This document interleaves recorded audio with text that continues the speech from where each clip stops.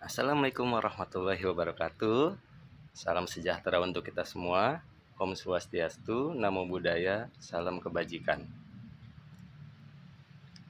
Perkenalkan, saya Robi Faisal Rahman, peserta PPKG PJOK Angkatan 2 Kota Cirebon.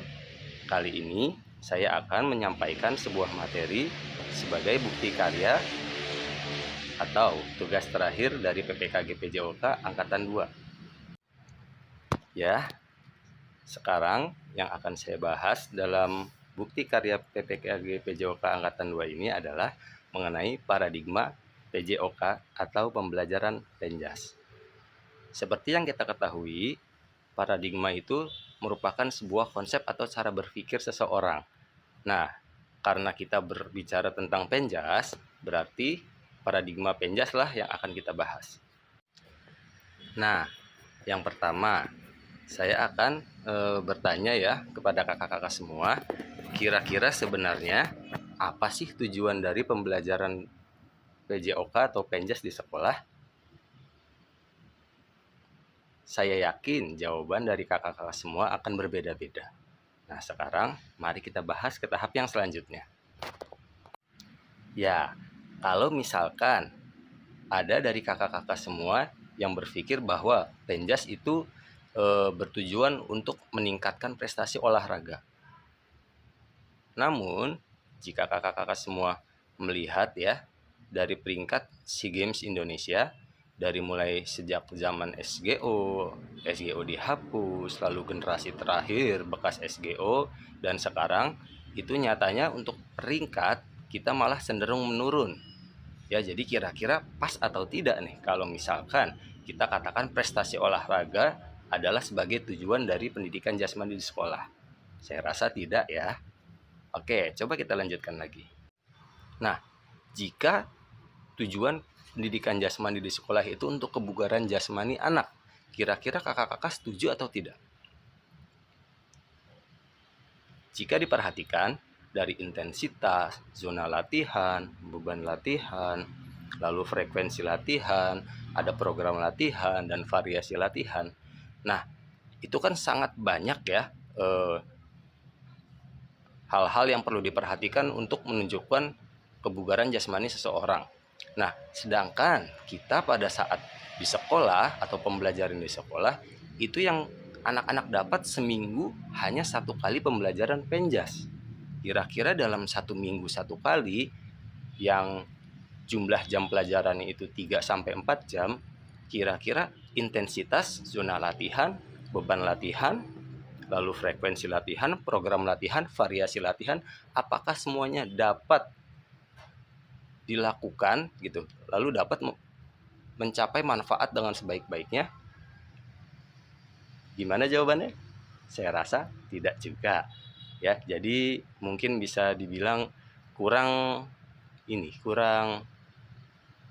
tepat ya jawabannya untuk kebugaran jasmani sebagai tujuannya. Oke, berikutnya. Nah, ini menurut saya bagian yang cukup menarik. Apakah mungkin di sini banyak ya? Apakah tujuan pendidikan jasmani di sekolah itu untuk menyenangkan siswa? Coba kita lihat di gambar ya. Di sini ada seorang badut ya, seorang badut. Kalau memang sekedar untuk menyenangkan siswa, apakah perlu ada PJOK di sekolah? Tentunya tidak ya. Jika misalkan hanya mengandalkan untuk menyenangkan siswa, ya mungkin kita kalah sekali sama badut yang ada di dunia fantasi atau mungkin di tempat-tempat hiburan yang lainnya ya, yang kita semua tahu banyak itu memang benar-benar menyajikan hiburan untuk anak-anak. Jadi setuju atau tidak kalau hanya untuk menyenangkan siswa? Tidak juga sepertinya. Oke, mari kita bahas. Di sini kakak-kakak semua dapat melihat paradigma penjas dahulu dengan penjas sekarang. Yang pertama kita akan bahas tentang penjas dahulu dulu.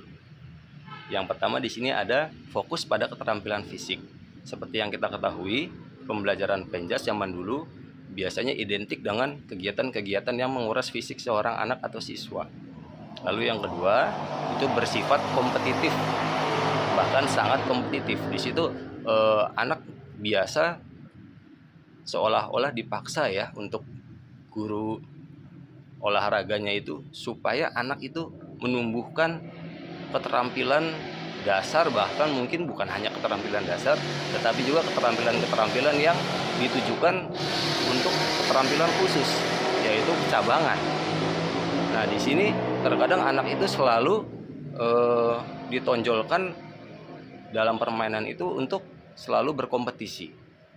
Lalu yang ketiga, ada instruksi terpusat pada guru. Nah, ini ya, ini biasanya ciri khasnya itu dari gaya komando. Ya, gaya pembelajaran komando itu biasanya memang pada saat zaman dulu itu guru lebih aktif daripada siswanya. Itu sudah jelas ya. Biasanya bahkan mungkin dulu ada juga yang merasakan bahwa guru olahraga itu hanya sekedar menyuruh, lalu mungkin ada juga anak yang ditinggalkan. Nah, itu bisa terjadi. Lalu yang terakhir, pendekatan satu ukuran untuk semua dan penilaian berbasis kinerja. Nah, di sini pendekatan satu ukuran untuk semua itu biasanya guru olahraga zaman dulu itu tidak pandang bulu, tidak melihat siswa yang ahli dalam melakukan suatu kegiatan olahraga dengan siswa yang biasa saja, bahkan ada juga penyamarataan dengan siswa yang berkebutuhan khusus. Ini berbeda ya dengan Penjas sekarang, yaitu Penjas yang memang harus didasarkan bahwa kita itu harus merangkul semua siswa ya, merangkul semua siswa untuk mendapatkan pendidikan yang sama layaknya, sama manfaatnya. Yang pertama di sini cirinya pendekatan holistik dan terpadu. Nah, di sini pendekatan Penjas yang sekarang itu haruslah menyeluruh dan terpadu.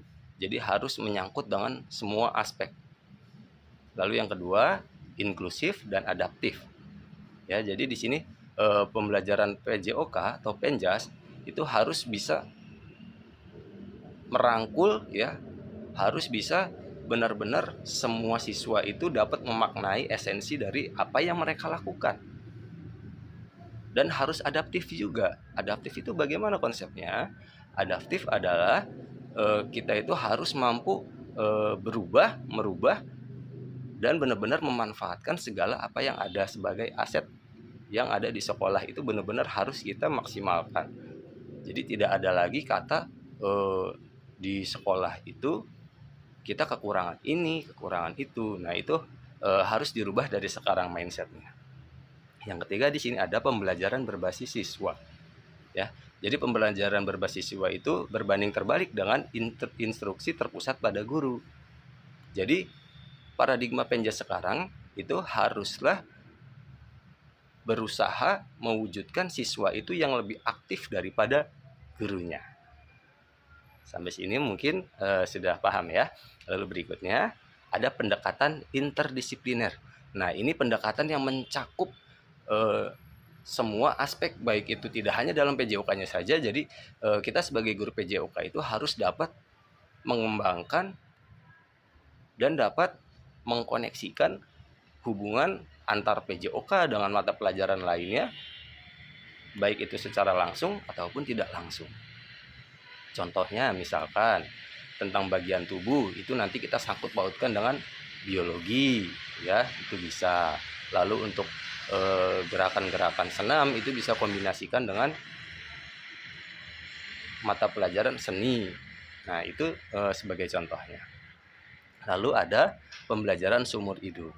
Nah, ini pembelajaran seumur hidup ini tentunya sangat kental dengan apakah manfaat yang akan siswa dapat ya setelah belajar olahraga. Lalu bagaimanakah mereka mengaplikasikannya, mengimplikasikannya dalam kehidupannya sehari-hari. Lalu berikutnya ada penilaian berkelanjutan dan komprehensif.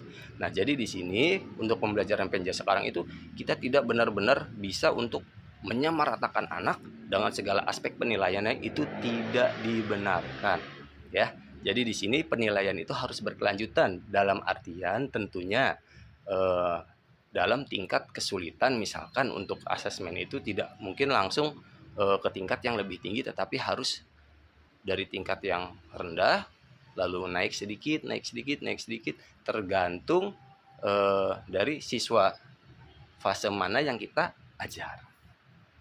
Ya. Lalu di sini penggunaan teknologi. Nah, ini tidak kalah pentingnya karena pembelajaran penjas itu tentunya akan lebih menarik jika kita menyampaikan segala sesuatunya itu dengan keadaan atau dengan segala sesuatu yang mengikuti perubahan zaman. Misalkan zaman dulu itu kita tidak ada yang namanya internet di semua tempat. Itu contoh kecilnya ya. Internet di semua tempat, lalu sangat sedikit, mungkin tidak ada ya, dulu masih memakai OHP, sekarang mungkin lebih cenderung ke Infocus dan itu hampir semua sekolah itu ada. Nah, itu kita dapat memanfaatkan agar anak itu lebih mengerti tentang apa yang kita sampaikan. Lalu yang terakhir, pembelajaran eksperiensial, yaitu pembelajaran berdasarkan pengalaman ya. Jadi anak-anak itu mengeksplor semua pengalaman-pengalaman mereka dalam belajar sehingga benar-benar akan membuat sesuatu yang membekas dalam hatinya, dalam pikirannya mengenai manfaat dari pembelajaran pendidikan jasmani. Ya, sampai kepada kesimpulan dari apa yang telah saya jabarkan dari awal hingga akhir tadi.